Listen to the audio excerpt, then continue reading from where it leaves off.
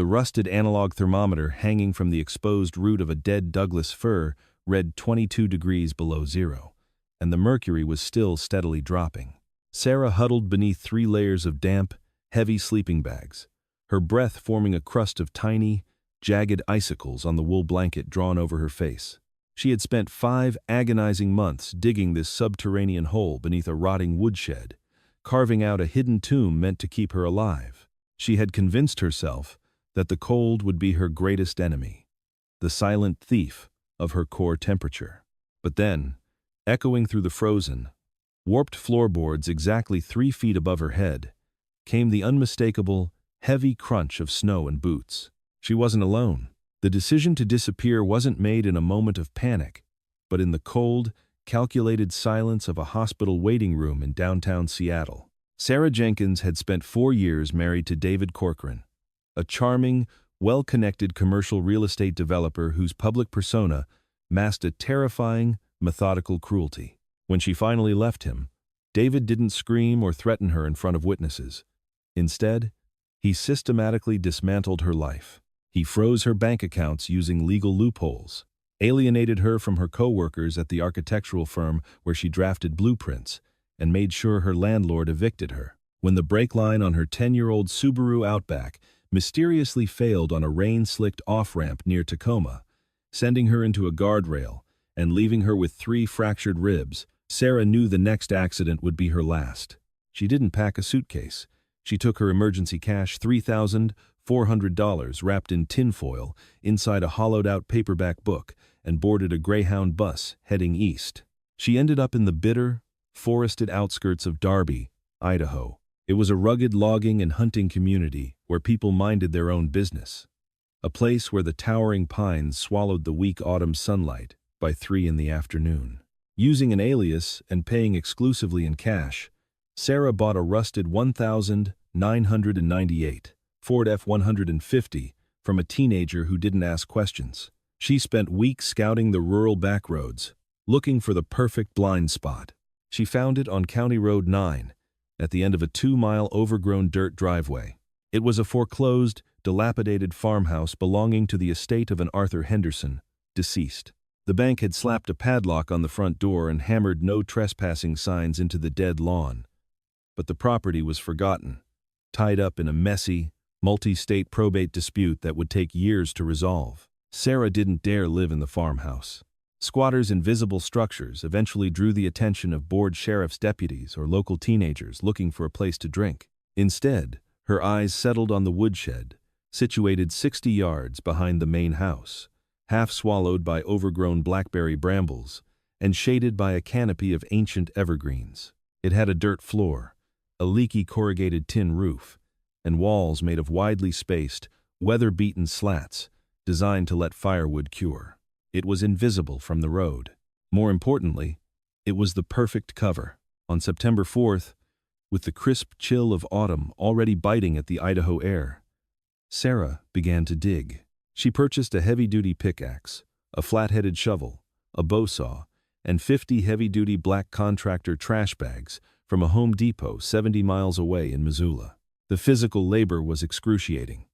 Sarah was an architect, not a laborer, and her soft hands blistered, popped, and calloused within the first week. Every night, under the cover of darkness, she would slip inside the woodshed. She carefully pulled up the center section of the dirt floor, digging a rectangle that was 8 feet long, 6 feet wide, and 6 feet deep.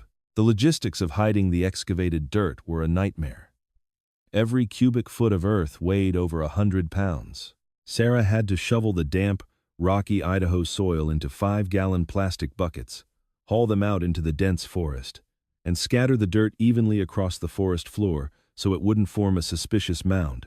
It took her 3 weeks of grueling, back-breaking work, operating by the weak beam of a red-lensed tactical headlamp, to hollow out the cavity. But a simple hole in the ground would collapse and bury her alive. Drawing on her architectural background, she scavenged structural materials. She quietly dismantled the interior load-bearing walls of the abandoned farmhouse's ruined barn, dragging heavy, rough-sawn oak beams across the frost-covered grass in the dead of night. She used these to frame the interior of her pit, creating a sturdy subterranean box. She lined the dirt walls with thick, 6 mil polyethylene vapor barriers to keep the groundwater out, and salvaged rolls of pink fiberglass insulation from the farmhouse attic to pack between the earth and her retaining walls. The roof of her shelter, which doubled as the floor of the woodshed above, required the most ingenuity. She reinforced the existing joists with steel brackets and layered it with 3 inches of rigid foam board insulation. Finally, she built a concealed trapdoor. It was disguised with a layer of packed dirt, wood chips, and stacked cordwood. When closed, anyone standing inside the woodshed would simply think they were standing on a solid earth floor, completely unaware of the desperate woman holding her breath just 36 inches below their boots. By the second week of November, the shelter was finished, just as the first dusting of snow painted the Bitterroot Mountains white. Inside her subterranean bunker, Sarah had created a claustrophobic but functional microcosm of survival. The space was only large enough for a narrow cot, a makeshift plywood counter, and a portable camping toilet tucked into the corner behind a hanging tarp. She had battery-operated LED tap lights secured to the low oak ceiling, casting a weak, sterile glow over her meager possessions. Her supplies were meticulously organized. Stacked against the far wall were 4 dozen cans of Hormel chili, Campbell's chunky beef stew, and Del Monte green beans. She had 2 50-pound bags of long-grain rice, a dozen jars of generic peanut butter, and a robust first aid kit. Water was her biggest concern. She had managed to stockpile 25-gallon water jugs, rationing herself strictly to half a gallon a day for drinking and minimal hygiene. Heating the space was a delicate, dangerous dance. She had purchased a DuraHeat portable indoor kerosene heater. It was highly efficient, but it consumed oxygen and produced carbon monoxide. To survive, Sarah had engineered a ventilation system. She ran 2 sections of 2-inch PVC pipe through the earth and up behind the woodshed's exterior slats. One served as an intake, bringing in fresh air, while the other, fitted with a battery-powered computer fan, exhausted the dangerous fumes. Even with this setup, she only dared to run the heater for 30 minutes at a time, twice a day, wrapping herself in a 0-degree mummy sleeping bag the rest of the time to conserve fuel. For a while, there was a strange, isolating peace in the shelter. Above ground, she knew David's private investigators were likely tearing apart her old life, harassing her friends like Brenda, the waitress she used to grab coffee with on Tuesday mornings, or bribing phone company employees for ping data. But down here, surrounded by the smell of damp earth, kerosene, and pine resin, Sarah was a ghost. Her only connection to the outside world was an emergency crank radio. Every evening at 6 p.m., she would extend the telescopic antenna, touching it to a strip of copper wire she had routed to the surface, and listen to the local AM broadcasts out of Idaho Falls.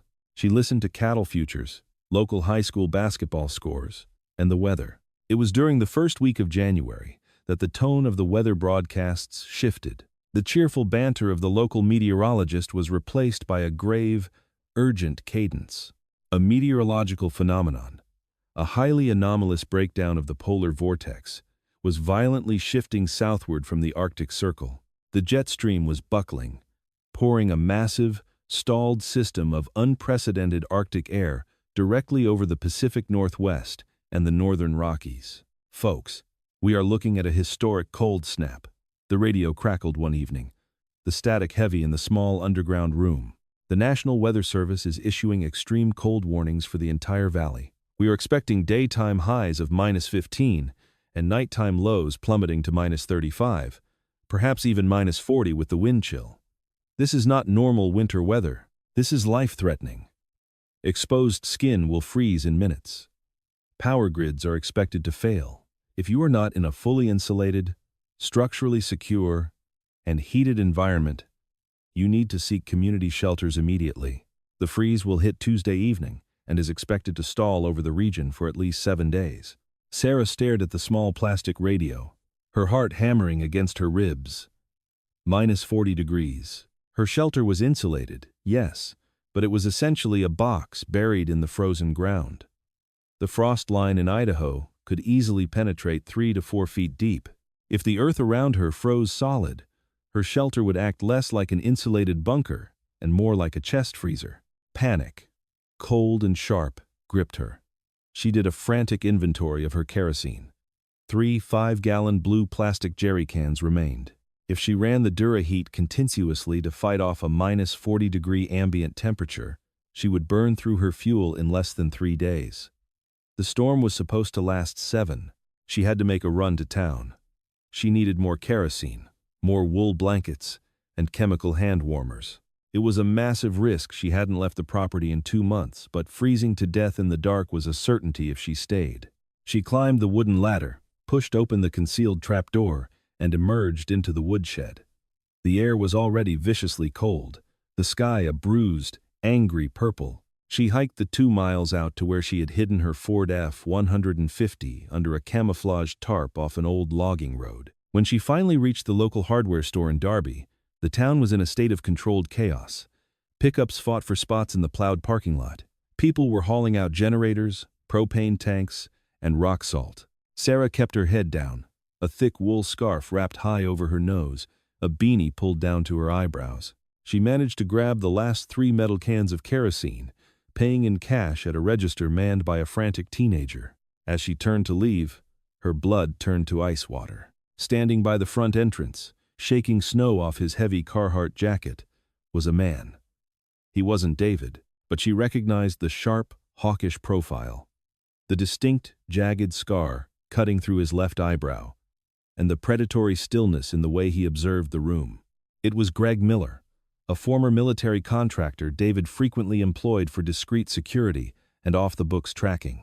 Sarah froze behind a towering display of snow shovels. What was Greg doing in a remote Idaho town? It couldn't be a coincidence. David's reach was vast, but narrowing her down to Darby meant they had found a breadcrumb. A traffic camera? The cash purchase of the truck? She didn't wait to find out. Heart pounding violently, she slipped out the side emergency exit, the alarm blaring briefly before the heavy metal door slammed shut behind her. She threw the kerosene into the truck bed, tearing out of the parking lot and fishtailing on the ice as she sped back toward the mountain. The trap was closing, and the storm of the decade was hours away. The polar vortex arrived not with a howl, but with a terrifying, suffocating silence. By Wednesday morning, the temperature had plummeted to 28 degrees below zero.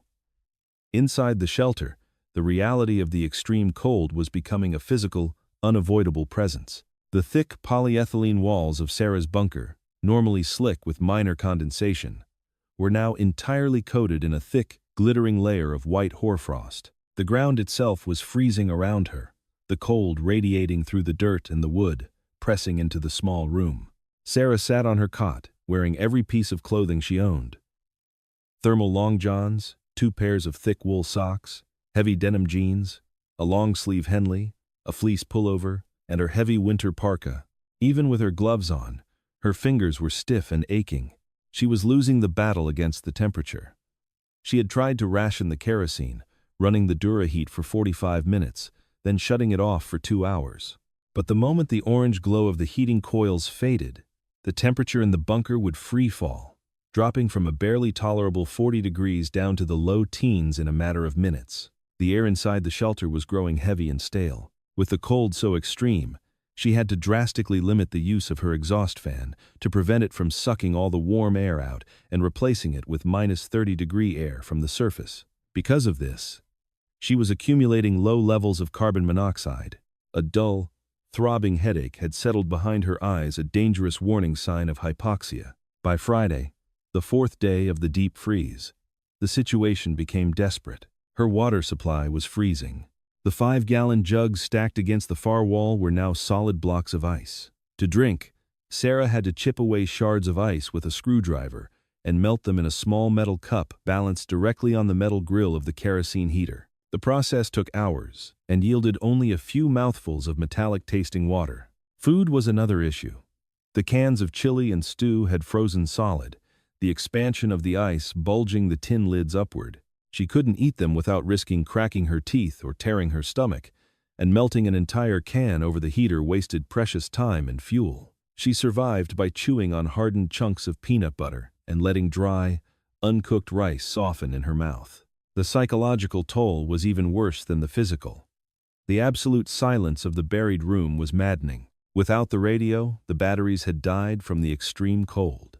Refusing to hold a charge, she had no idea if the storm was breaking or worsening. She had no idea if Greg Miller had tracked her truck, if he was scouring the woods, or if the deadly weather had forced him back to Seattle. She spent her hours staring at the frosted ceiling, listening to the agonizing creak of the oak beams.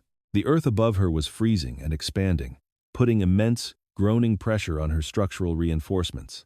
Every time a beam snapped or groaned under the shifting weight of the frozen dirt, Sarah flinched, terrified that the roof was about to cave in and crush her. On Saturday night, the temperature hit rock bottom, 36 below zero. Sarah's hands were shaking so violently she could barely unscrew the cap on the kerosene jug to refill the heater. She had only one full jug left. The flame flickered, coughing out a puff of black smoke before catching. She huddled inches from the grill, her teeth chattering so hard she thought her jaw would fracture. "I am going to die down here," she thought, the realization settling over her with a numb, terrifying clarity. David didn't even have to touch me. He just chased me into a grave. She closed her eyes, pulling the sleeping bag over her head, trying to preserve whatever residual body heat she had left. She drifted into a dangerous, lethargic semi-consciousness, the cold lulling her toward a permanent sleep. And then, she heard it. It wasn't the groan of expanding earth or the popping of freezing timber. It was a sharp, distinct sound from the surface. Crunch! Sarah's eyes snapped open. The heavy lethargy vanished, replaced by an instant, electric spike of adrenaline. She held her breath, the silence in the bunker ringing in her ears. Crunch. Squeak. Crunch. Footsteps. Heavy boots compressing the dry, powdery snow. And they weren't out in the yard. The sound was muffled, hollow, and frighteningly close. Someone was walking inside the woodshed. Sarah stared up at the ceiling, her heart slamming against her ribs like a trapped bird. The trapdoor was directly above her, covered by a layer of dirt and a few stacked logs. If whoever was up there looked closely enough, if they noticed the perfect rectangular seam in the earth, or if they just happened to kick the wrong piece of wood, the footsteps stopped. They were standing directly over the center of the room, directly over the trapdoor. Through the thin PVC intake pipe running up to the surface, a sudden, muffled voice filtered down into the bunker. "Boss." "Yeah, I'm looking at the woodshed now. Truck tracks are mostly buried, but someone's been walking back here. Recent. The lock on the main house is frozen solid, but I think she's close." It was Greg Miller. Sarah pressed her gloved hands over her mouth to stifle a sob. She was trapped in a freezing, 6 by 8 foot hole. She had nowhere to run, no weapons, and a ruthless mercenary standing 36 inches above her head. Suddenly, the floorboards above her groaned under a shifting weight. Dust and frozen dirt rained down through the cracks in the ceiling, dusting her shoulders. Then came the sound of logs being kicked aside. Thud. Thud. He was clearing the trapdoor. The frozen earth of the trapdoor peeled back with a sickening, tearing sound as the ice binding it to the frame gave way. Instantly, the ambient temperature in the bunker vanished, violently sucked upward into the howling vortex of the storm above. A solid wall of -36-degree air crashed down into the hole like an avalanche, carrying with it a swirling cloud of dry, crystalline snow. The sudden drop in pressure extinguished the Duraheat kerosene heater with a pathetic pop, plunging the small earthen room into near-total darkness, illuminated only by the weak, dying beam of Sarah's headlamp hanging from a nail. A face appeared in the rectangular opening above. It was silhouetted against the bruised purple light of the storm, but Sarah could see the glint of cold, calculating eyes beneath a fleece balaclava. Greg Miller. "Well, I'll be damned." Greg's voice drifted down, distorted by the wind and the thick fabric covering his mouth. He clicked on a heavy-duty tactical flashlight, the blinding white beam pinning Sarah against the far wall like a frightened insect. "David always said you were resourceful, Sarah. Burying yourself alive? That's a new one. Pack your things. The boss wants to see you, and I am freezing my ass off." Sarah didn't speak. Her mind, previously sluggish from the cold and the carbon monoxide, was suddenly razor-sharp, flooded with a massive, primal surge of adrenaline. She knew she couldn't overpower him. Greg was a former private military contractor who had done tours in Fallujah and Kandahar. He was 6'2" and built like a cinder block. She was a 130-pound architect whose joints were currently locked with the cold. But Greg had made a tactical error. He assumed she was a beaten, terrified prey animal. He didn't know she had spent the last 5 months mentally preparing for the moment she was cornered. "I said move," Greg barked, his patience instantly snapping. He holstered his flashlight and grabbed the top rungs of the wooden ladder, swinging his heavy, steel-toed boots down into the narrow shaft. As Greg's boots hit the third rung, putting his torso level with the opening, Sarah made her move. She didn't reach for her pickaxe or her knife. Instead, her gloved hands closed around the cold red steel cylinder tucked behind her cot. A 10-pound Kitty Dry chemical fire extinguisher she had bought specifically in case the kerosene heater tipped over. She pulled the metal safety pin with her teeth, the cold metal tearing the skin from her lower lip. She hoisted the heavy cylinder, aimed the black rubber nozzle directly upward at Greg's descending form, and squeezed the metal trigger with everything she had. A deafening hiss erupted in the confined space.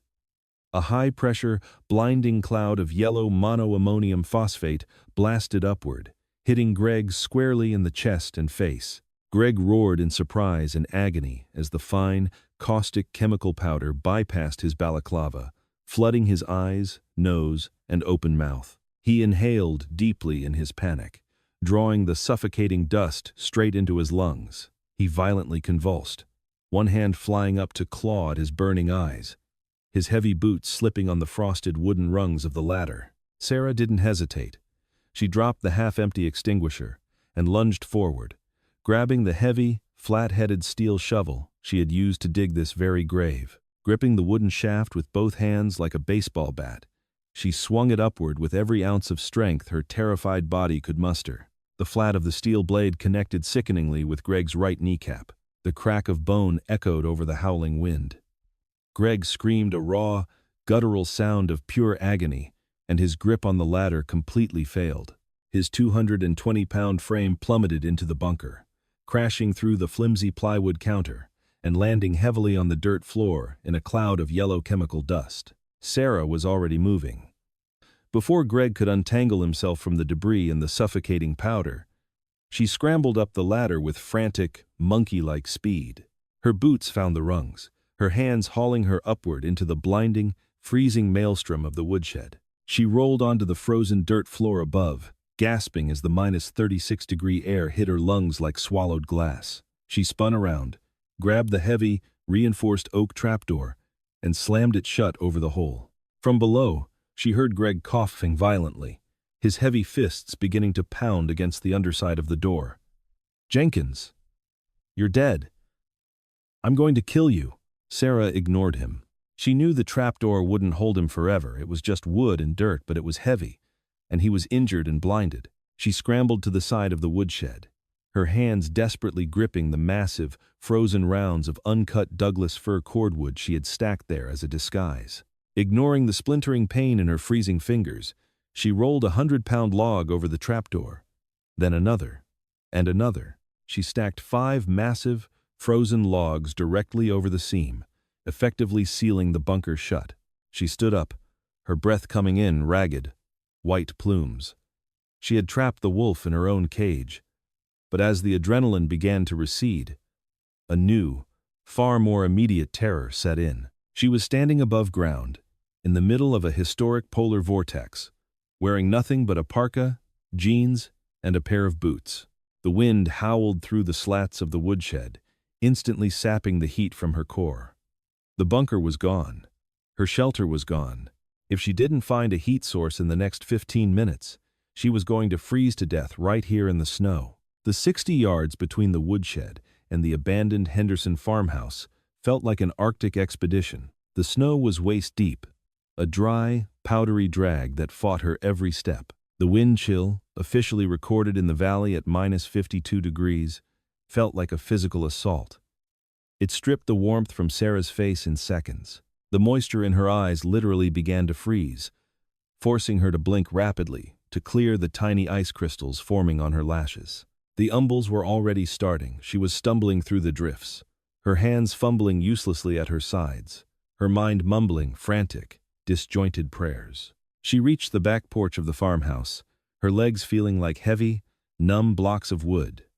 The porch was rotted, the floorboards groaning under the weight of the snow. She dragged herself to the back door. Greg's radio transmission had been right. The heavy brass deadbolt was completely frozen shut, encased in a thick shell of solid ice. She had no tools. She had left the shovel and the pickaxe in the woodshed. Panic threatened to overwhelm her, narrowing her vision to a dark tunnel. She looked around the porch, desperately searching for anything heavy. Half buried under a snowdrift in the corner was an old, rusted cast-iron wood-splitting maul, left behind by the late Arthur Henderson years ago. Sarah fell to her knees, using her forearms to dig the heavy tool out of the snow, as her fingers no longer had the dexterity to grip it. She awkwardly hoisted the maul, staggering to her feet. She didn't aim for the heavy wooden door, she aimed for the large, single-pane glass window beside it. She swung. The blunt end of the iron maul shattered the brittle, frozen glass into 1,000 glittering pieces. Sarah carefully knocked away the jagged shards remaining in the frame with the handle, then hoisted herself through the opening, tumbling ungracefully onto the dusty, linoleum floor of the farmhouse kitchen. Inside, it was profoundly dark and smelled of dust, mouse droppings, and dry rot. It was still brutally cold, easily 10 degrees below zero. But the absence of the lethal, howling wind felt like an immediate, desperate relief. She lay on the floor for a full minute, her chest heaving, listening to the agonizing throb of blood trying to return to her extremities. But she knew she couldn't stop. Hypothermia was a silent, creeping killer. The moment she felt warm and sleepy, she was dead. She forced herself up.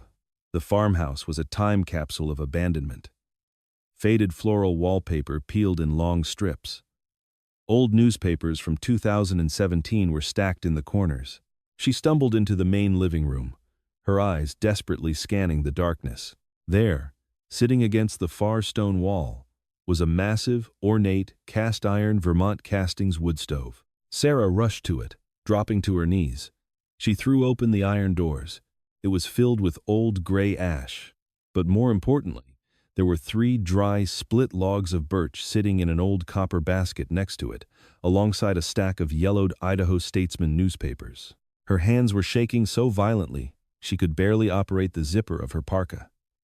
She reached into her interior chest pocket and pulled out her waterproof survival matchbox.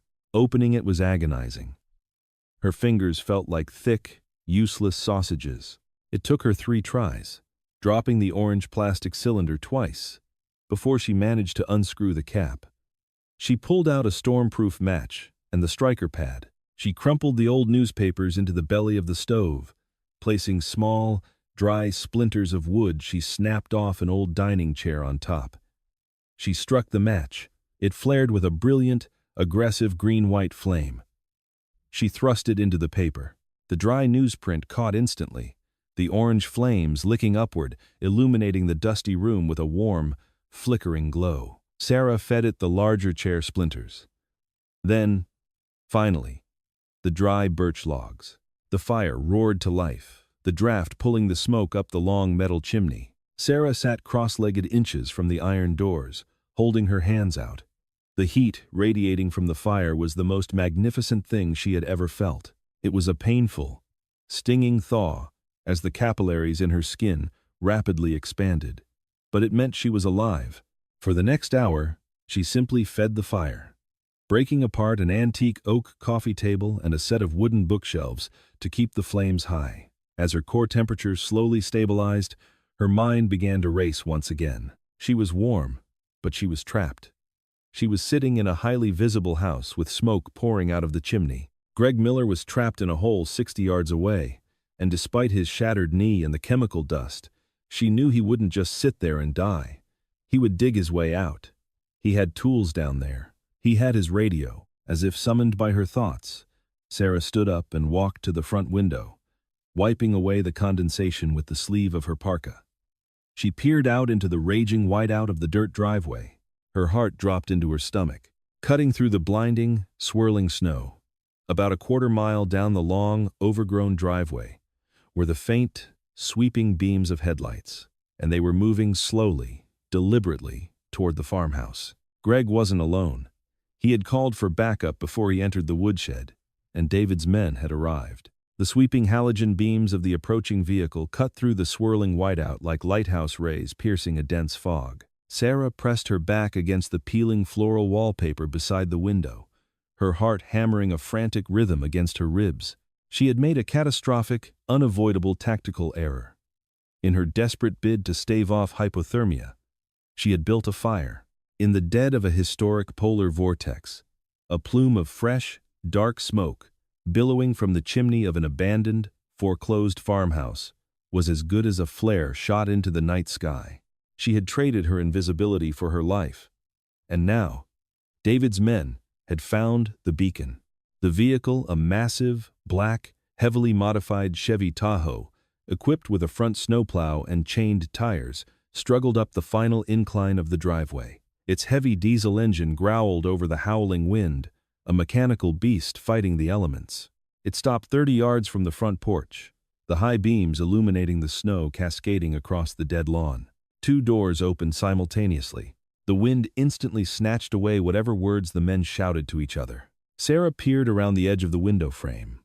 The men were heavily geared, wearing thick tactical winter parkas, insulated waterproof boots, and face shields. One was tall and moved with a terrifying, fluid efficiency. A man she would later learn was Thomas Sterling, David's primary fixer. The other was broader, a hulking shape carrying a heavy, matte black shotgun at a low ready. They didn't look like they were here to ask questions or serve legal papers. They looked like a cleanup crew. They didn't head for the woodshed. They didn't know Greg was buried alive 60 yards away. Their eyes, and their weapons, were fixed entirely on the farmhouse and the smoke pouring from its roof. Sarah had to move. The main floor was a death trap. The layout was too open, and the fire in the wood stove cast too much light, creating stark, inescapable shadows. She abandoned the glorious, life-saving heat of the Vermont casting stove. The sudden drop in temperature as she moved into the hallway felt like walking into a meat locker, but the adrenaline surging through her veins masked the bite. She silently padded in her boots toward the main staircase, the wooden steps groaning ominously under her weight. She reached the second-floor landing just as the heavy thud of a boot struck the frozen front door. "Locked," a muffled voice shouted from outside. "Window," came the reply. They had found the broken pane she had smashed with the maul. Sarah darted into the first room on her right, what used to be the master bedroom. It was stripped bare, save for a heavy oak armoire leaning against the far wall and a rotting mattress coiled with rusted springs. She dropped to her hands and knees and scrambled into the dark, narrow space between the armoire and the freezing plaster wall, curling herself into a tight, trembling ball. Downstairs, the sound of heavy boots crunching on the broken glass echoed through the empty house. "Clear the kitchen," Sterling's voice carried up the stairs, sharp and authoritative. "Check the heat source." A pause. Then, the hulking man spoke. "Fire's fresh. Birch logs are barely charred. She's here. Has to be. Find her. And remember what Corcoran said. He wants her terrified, but he wants her breathing. He wants to look her in the eye when the paperwork gets signed." Sarah squeezed her eyes shut, fighting the urge to vomit. David's arrogance was a tangible, suffocating thing. He didn't just want her dead. He wanted total, humiliating submission before he disposed of her. He wanted the estate, the trusts, the absolute control she had fought so hard to strip away from him. Heavy, deliberate footsteps began to ascend the wooden staircase. Creak, creak, creak. Sarah pressed her gloved hands over her mouth, regulating her breath so the white plumes of vapor wouldn't catch the beams of their tactical flashlights. The hulking man reached the landing. The beam of his light swept across the hallway, cutting through the dust motes, illuminating the doorway of the master bedroom. He stepped inside. The floorboards whined under his massive weight. Sarah could hear the heavy, raspy sound of his breathing, the rustle of his nylon parka. The beam of his flashlight tracked across the rotting mattress, hit the far wall, and began to sweep slowly toward the armoire. In 2 seconds, the light would hit her boots. Suddenly, a dull, resonant thump echoed from outside, barely audible over the screaming wind. The man paused, his flashlight beam freezing inches from Sarah's hiding spot. Thump. Thump. It sounded like a muffled drumbeat coming from beneath the earth. "Sterling!"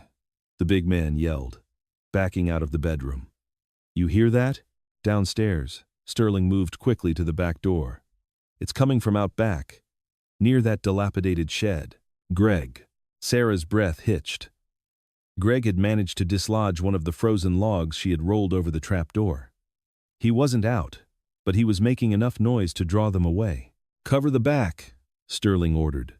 "I'm going out there. If she's hiding out in the shed, she's trapped." The front door opened and slammed shut. The farmhouse fell into a heavy, tense silence, save for the roaring of the wind and the crackling of the wood stove downstairs. This was her window. It was violently narrow, and it required stepping back out into the -50-degree nightmare. But it was the only move she had left. Sarah unfolded herself from behind the armoire, her joints screaming in protest. The brief thaw by the fire had saved her life, but the extreme cold of the unheated second floor was already rapidly leaching the warmth from her core again. She crept to the second-story window, overlooking the front yard. The black Chevy Tahoe sat idling in the driveway. The headlights were still on, cutting a bright, snowy cone into the storm. Plumes of thick, white exhaust billowed from the tailpipe. They had left it running. In this region, in this temperature, shutting off a diesel engine meant risking the fuel gelling in the lines, turning the heavy vehicle into a frozen brick. It was a lifeline. A massive, four-wheel drive, heated lifeline. She didn't take the stairs. The hulking man Boyd might have stayed downstairs to guard the perimeter. Instead, she moved to the back bedroom. There was a small window that opened onto the slanted, snow-covered roof of the back porch. Her fingers, stiff and clumsy, fumbled with the rusted brass latch. It wouldn't budge. She grabbed the rusted iron maul she had carried upstairs and struck the latch housing. It snapped with a sharp crack. She shoved the window up and squeezed her body through the narrow frame, dropping onto the slanted porch roof. The wind hit her like a physical blow, nearly knocking her off the roof. The air was so bitterly cold it burned her throat, and the snow stung her exposed cheeks like flying needles. She slid down the icy shingles, her boots catching the edge of the aluminum gutter. She dangled for a brief second before dropping the remaining 8 feet into a massive snowdrift beside the house. The deep powder cushioned her fall, but instantly soaked her jeans. She scrambled to her feet, keeping the bulk of the farmhouse between her and the woodshed. Through the swirling whiteout, she could see the faint glow of Sterling's flashlight, 60 yards away. Sterling and Boyd were frantically tossing the heavy, frozen logs off the trapdoor. "Pull!" Sterling yelled over the wind. With a sickening groan of frozen earth, the trapdoor was violently heaved open. A cloud of yellow chemical powder and steam billowed out of the hole. Boyd reached down, grabbing a coughing, cursing Greg by the collar of his tactical jacket, hauling his massive frame out of the bunker and onto the dirt floor of the woodshed. "She's in the house," Greg hacked, spitting yellow powder into the snow, clutching his shattered right knee. "She broke my damn leg. She took the house." Sterling instantly spun around, his shotgun raised, his eyes locking onto the glowing windows of the farmhouse. "Boyd, perimeter. She's making a move." Sarah didn't wait. She broke from the cover of the house, plunging into the waist-deep snow of the front yard, sprinting toward the idling Tahoe. The cold was paralyzing, turning her legs to lead, but she pushed through the agony, her eyes locked on the driver's side door. 30 yards, 20 yards, 10 yards. She grabbed the heavy chrome handle and yanked. The door swung open. The interior light clicked on, illuminating a haven of glorious, blowing hot air and glowing dashboard dials. It was salvation. She threw herself into the driver's seat, slamming the door shut. She reached for the gear shift, her hand trembling violently. Suddenly, a massive, gloved hand slammed against the driver's side window. Sarah shrieked, recoiling into the passenger seat. Boyd stood outside the vehicle. He had flanked the house faster than she anticipated. His face was a mask of furious determination behind his frosted balaclava. He raised the matte black shotgun, leveling the thick barrel directly at the reinforced glass, aiming straight for her head. "Turn the engine off!" Boyd roared, his voice barely audible through the thick glass and the howling wind. "Turn it off, or I blow you to pieces." Sarah stared down the barrel of the weapon. Panic, cold and sharp, threatened to freeze her in place. But she remembered the 5 months of agonizing labor. She remembered the blistered hands, the terrifying isolation, the complete theft of her life by David Corcoran. She was not going to die in the front seat of a rented SUV. She didn't turn the engine off. She slammed her heavy winter boot down on the accelerator, simultaneously jerking the heavy column shifter down into drive. The Tahoe's massive V8 engine roared, but Boyd had anticipated the move. Before the heavy, chained tires could find purchase on the slick ice beneath the snow, Boyd fired. Boom. The shotgun blast was deafening. The driver's side window didn't shatter into pieces. It was reinforced security glass, but it violently spiderwebbed, instantly turning completely opaque. A secondary blast of pellets tore through the metal of the door panel, inches below Sarah's hip. The Tahoe surged forward, the heavy steel snowplow attached to the front bumper catching the massive snowdrift. Boyd racked another shell into the chamber and lunged for the door handle, trying to rip it open before the vehicle could gain momentum. His gloved hand caught the chrome handle just as the chain tires finally dug through the powder and bit into the solid ice beneath. The 3-ton SUV violently lurched forward. Boyd, refusing to let go, was yanked off his feet. Sarah, utterly blinded on her left side by the spider-webbed glass, hit the button for the windshield wipers and kept her foot planted on the gas. She couldn't see the driveway. She couldn't see the road. She just aimed the heavy front plow at the darkness and prayed. Boyd hung onto the side of the accelerating vehicle, his boots dragging through the deep snow, roaring in fury. He let go of the door handle with one hand, awkwardly trying to swing the heavy barrel of the shotgun back up to fire through the shattered window. Sarah saw his silhouette through the cracked glass. She didn't hesitate. She violently jerked the steering wheel to the left, aiming the heavy SUV directly toward the ancient, towering oak tree that stood near the entrance of the property. The Tahoe swerved on the ice, fishtailing wildly. Boyd realized her horrific intent a fraction of a second too late. His eyes widened behind his mask. He let go of the handle, trying to throw himself backward into the snow. The heavy steel sidestep of the Tahoe caught him mid-air. A glancing but brutal blow that sent his massive frame tumbling wildly into the darkness, crashing heavily into the frozen blackberry brambles lining the driveway. Sarah wrenched the steering wheel back to the right, barely avoiding the trunk of the massive oak tree. The plow ripped through the mailbox, sending rusted metal flying into the blizzard, and the Tahoe burst onto County Road 9. She was out. She had the car, she had heat, and she had a head start. But as she checked the glowing dashboard to gauge her fuel, her stomach dropped. A flashing red light illuminated the console. The shotgun blast that had struck the lower door panel hadn't just hit the metal. The digital tire pressure monitor was flashing violently. Left front tire, 12 pounds per square inches. 9 pounds per square inches. 4 pounds per square inches. The chained front tire was rapidly deflating.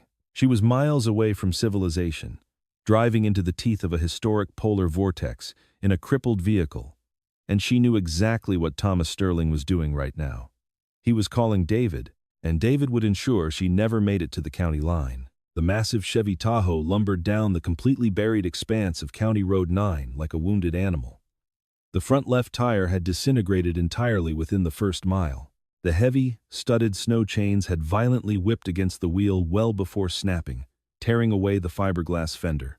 Now, the SUV was grinding directly on its bare steel rim, throwing a continuous shower of sparks that were instantly swallowed by the swirling, -50-degree whiteout. Inside the cabin, the noise was deafening. The steering wheel jerked and bucked in Sarah's hands with such violent force that her bruised shoulders screamed in agony. But the heater was blasting. The glorious, forced air vents were pumping 90-degree heat directly onto her freezing face and numb hands. It was the only thing keeping her conscious, as the adrenaline from the farmhouse encounter began to metabolize into deep, shuddering exhaustion. She glanced at the dashboard clock. 2:14 a.m. The digital thermometer reading the outside air temperature flashed a catastrophic warning, -54 degrees Fahrenheit. She knew Thomas Sterling was coming for her. A man like Sterling didn't undertake a remote assassination mission in a polar vortex with only one vehicle. They would have a backup rig, likely staged at the junction of the state highway. Boyd was injured. Greg was crippled and frostbitten in the woodshed. But Sterling was unhurt, highly trained, and deeply motivated by David Corcoran's boundless bank account. Suddenly, the Tahoe's steering column locked. The steel rim had caught the edge of a deeply frozen pothole hidden beneath the snowpack. The heavy vehicle violently pitched sideways, the rear end fishtailing across the slick ice. Sarah slammed on the anti-lock brakes, but momentum and physics took over. The Tahoe spun a full 180 degrees, the heavy front snowplow slamming brutally into a towering snowbank on the shoulder of the road. The engine sputtered, choked on a massive intake of powdery snow, and died. The sudden silence in the cabin was terrifying. The only sound was the howling of the blizzard against the glass and the frantic, shallow rhythm of her own breathing. Sarah frantically twisted the ignition key.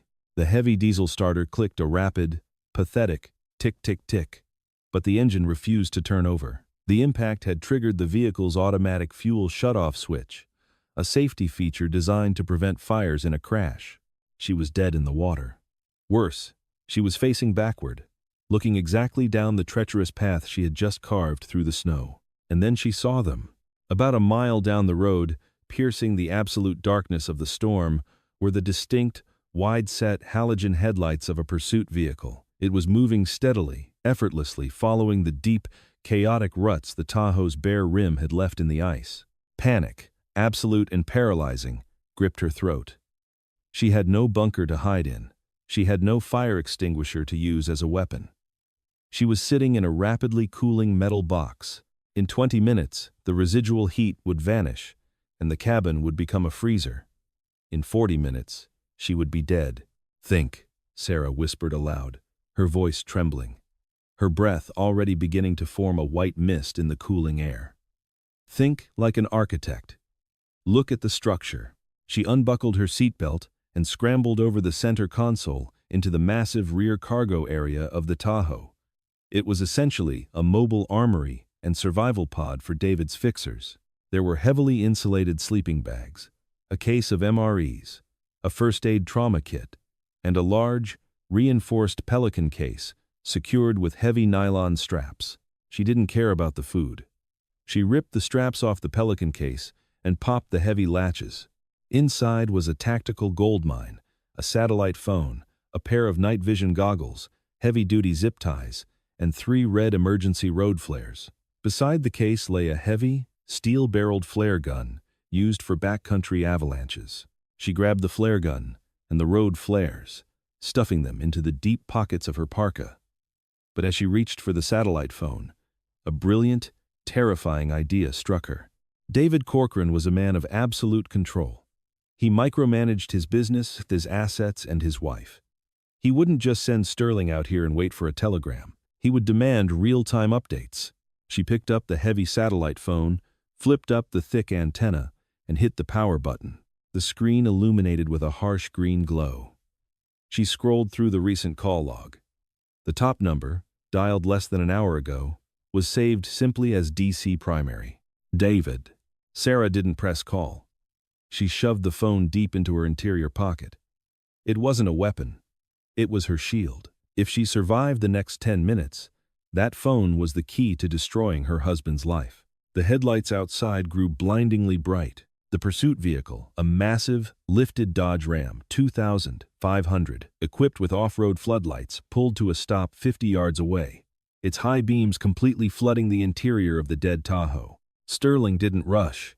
He knew she had nowhere to go. He knew the temperature was doing his job for him. Through the cracked, spider-webbed glass of the driver's side window, Sarah watched the driver's door of the Dodge open. Sterling stepped out into the knee-deep snow, pulling a heavy thermal mask over his face, raising a suppressed, short-barreled rifle to his shoulder. He began to walk slowly toward the Tahoe, a dark, methodical reaper moving through the whiteout. Sarah realized she couldn't outgun him. She couldn't outrun him. But Sterling was relying on his equipment.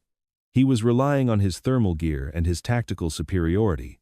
He wasn't respecting the true monster in the dark, the -54-degree air. Sarah had to strip away his protection. She had to feed him to the storm. Sterling closed the distance to 30 yards, his boots crunching loudly over the howling wind. He kept his rifle trained precisely on the driver's seat of the Tahoe, waiting for the panicked target to make a desperate, foolish move. Inside the cargo area, Sarah lay flat on her stomach, completely out of sight. She crawled toward the rear liftgate. The back window was heavily tinted, giving her a vital visual advantage. She cracked one of the red emergency road flares, the harsh chemical striker hissing as it ignited. A blinding, sputtering red light flooded the back of the SUV, filling the cabin with thick, sulfurous smoke. She rolled down the rear cargo window just 3 inches, enough to fit her arm through. Sterling stopped 20 yards away. The sudden burst of red light from the rear of the vehicle confused him. He lowered his rifle slightly, squinting against the glare, expecting an explosion. Sarah didn't throw the flare at him. That was what he would expect. Instead, she hurled the burning red stick as hard as she could directly at the massive, idling grille of the Dodge Ram parked behind him. The flare sailed through the blizzard, a sputtering red comet, and struck the heavy steel bumper of the truck, bouncing off and landing directly beneath the Dodge's engine block. Sterling spun around, his tactical training momentarily overridden by the instinct to protect his only source of heat and extraction. The flare was burning at over 2,000 degrees Fahrenheit, sitting directly beneath the Dodge's oil pan. "You stupid bitch," Sterling hissed, his voice carrying faintly over the wind. He abandoned his methodical approach, turning his back on the Tahoe and sprinting back toward the truck to kick the flare into the snow before it melted through a vital line. It was the opening Sarah needed. She didn't run. She shoved the back door of the Tahoe open and stepped out into the brutal, screaming wind. She raised the heavy backcountry flare gun, aiming it not at Sterling's center of mass, but at the Dodge's cab. Sterling reached the front of the truck and kicked the road flare into a snowbank. He turned back around, raising his rifle. Sarah pulled the trigger. The flare gun bucked violently in her hand with a loud thwump. A brilliant, magnesium-white projectile shot across the snowy expanse. It didn't hit Sterling. It smashed directly through the driver's side window of the Dodge Ram, shattering the glass and detonating against the dashboard inside the cab. Instantly, the interior of the pursuit truck erupted into a blinding, white-hot inferno. The magnesium flare burned with an intensity that melted the plastic steering wheel, the seats, and the vital electronics in seconds. The windows blew out, spewing thick, toxic black smoke into the storm. Sterling froze, staring at his destroyed vehicle. His radio, his backup supplies, and his heat source were gone. Immolated in a contained firestorm, he slowly turned his head to look at Sarah standing by the Tahoe. The professional, calm demeanor was gone, replaced by the stark, terrifying realization of his predicament. He was standing in the open, in -54-degree weather, with the wind chill tearing the heat from his body at a lethal rate. He raised his rifle, roaring in fury, preparing to end her. Sarah didn't flinch. She grabbed the heavy steel snowplow control remote, hanging loosely from the Tahoe's dashboard. She couldn't start the engine, but the Tahoe's heavy-duty auxiliary battery was still live, powering the hydraulic accessories. As Sterling aimed down the sights, Sarah slammed her thumb against the left angle button. The massive, 8-foot steel snowplow, attached to the front of the Tahoe, violently swung outward on its hydraulics with a terrifying metallic shriek. The heavy steel blade slammed directly into Sterling's chest and the barrel of his rifle. The impact wasn't enough to kill him, but it knocked the breath from his lungs and sent his weapon clattering into the darkness. Sterling stumbled backward, falling heavily into the deep, powdery snowdrift lining the road. He scrambled frantically to his feet, gasping for air, clutching his ribs. He looked for his rifle, but it was buried somewhere in 3 feet of loose snow. He looked at the burning wreck of the Dodge. He looked at Sarah, who had already retreated into the back of the Tahoe, slamming the heavy door shut and locking it. Sterling staggered toward the Tahoe, his hands violently pounding against the reinforced security glass. He screamed at her, but the wind snatched the words from his mouth.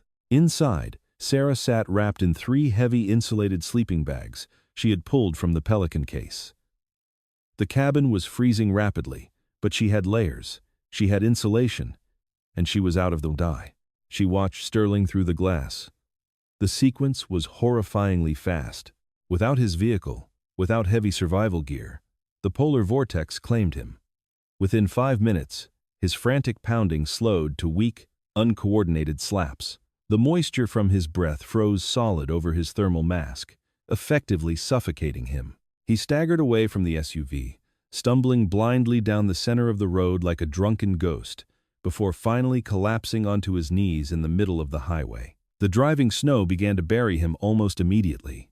Sarah sat in the freezing, dark cabin of the dead Tahoe, shivering violently, clutching the satellite phone to her chest.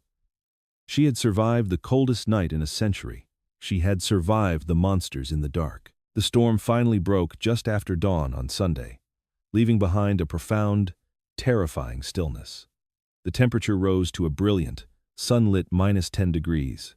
Sarah hiked 3 miles through the waist-deep snow to a local farm, using the satellite phone to bypass the county sheriff entirely. She called the FBI field office in Salt Lake City, providing the coordinates of the bodies, the burned truck, and the GPS data on the phone proving David Corcoran's direct involvement in an interstate murder-for-hire plot. When the federal helicopters finally descended on the valley, Sarah didn't look back at the Henderson property.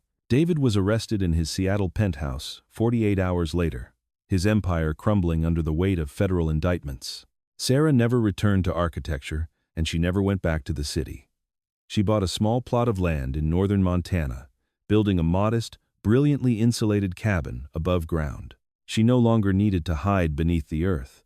The woodshed had taught her that she was far more dangerous than the cold and infinitely stronger than the men who thought they could bury her.